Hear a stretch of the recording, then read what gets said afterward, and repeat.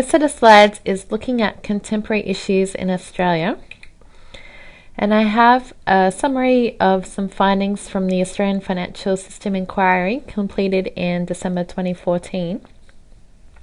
Overall, the inquiry found that the Australian financial system had performed reasonably well in meeting the financial needs of Australians and facilitating productivity and growth. And many areas of the financial system are operating effectively and do not require any change or any substantial change. But the inquiry did identify some major priority issues facing the Australian financial system and have listed some key observations which we're going to go through. So as people involved in the financial system, whether it be as advisors or even as clients, as investors, we need to know about some areas that are in need of improvement. So competition and contestability. The inquiry found that the banking sector is competitive, although it is concentrated. Application of capital requirements, and that's the amount of capital that banks have to hold.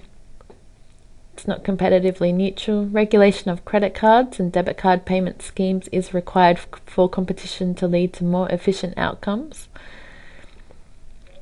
However, there are differences in the structure of payment systems.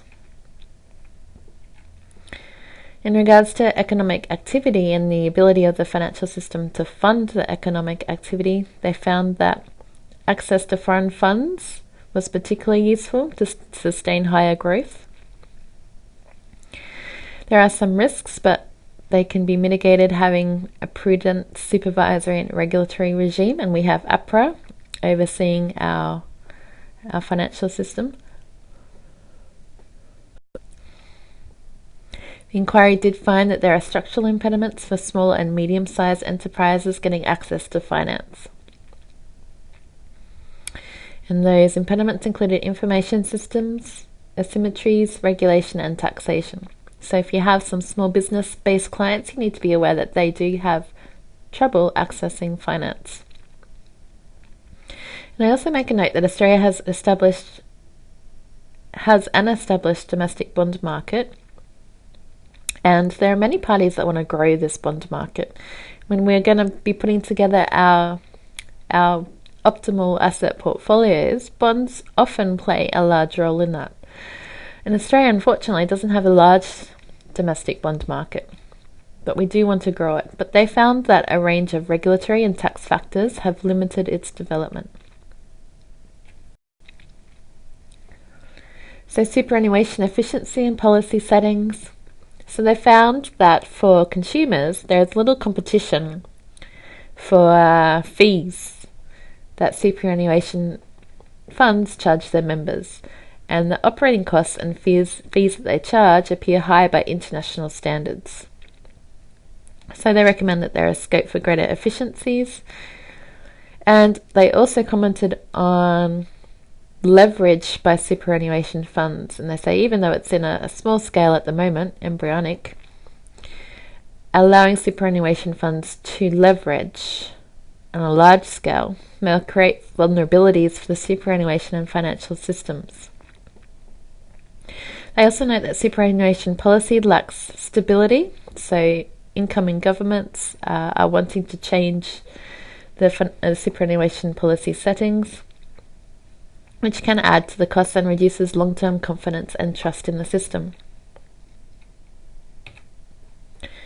Consumer outcomes and conduct regulation. So the current disclosure regime produces complex and lengthy documents that often do not enhance consumer understanding of financial products, and this goes to financial literacy, and there's a lot of concentration on financial literacy awareness, teaching financial literacy in schools, on products and services, and particularly in regards to getting access to credit. And these lack of understanding does impose significant costs on industry participants. And producing those complex and lengthy documents imposes a cost on those industry participants.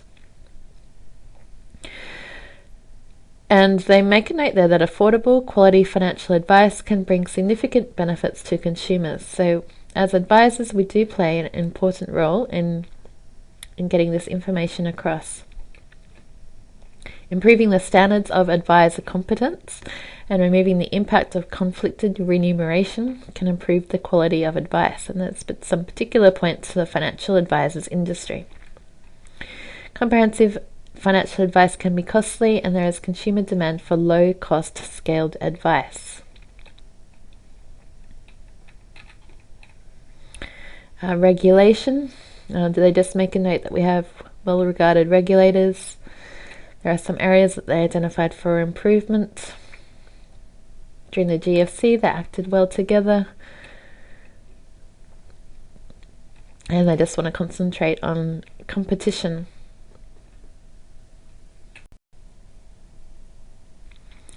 Aging and retirement incomes. So the retirement phase of superannuation is underdeveloped and does not meet the risk management needs of many retirees.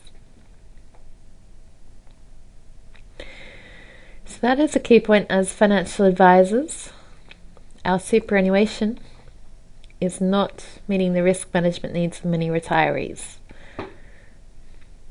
So some thought needs to be given to that when you're speaking to your clients about insurance, life insurance, all of those risk management products. And there are some regulatory and other policy impediments to developing income products with risk management features that could benefit retirees. We need to look at what's been done around the world and see if we can adapt that to our Australian context. Technology, opportunities and risks. So technology innovation is a major driver of efficiency, can benefit consumers. We need to balance those benefits against the risks.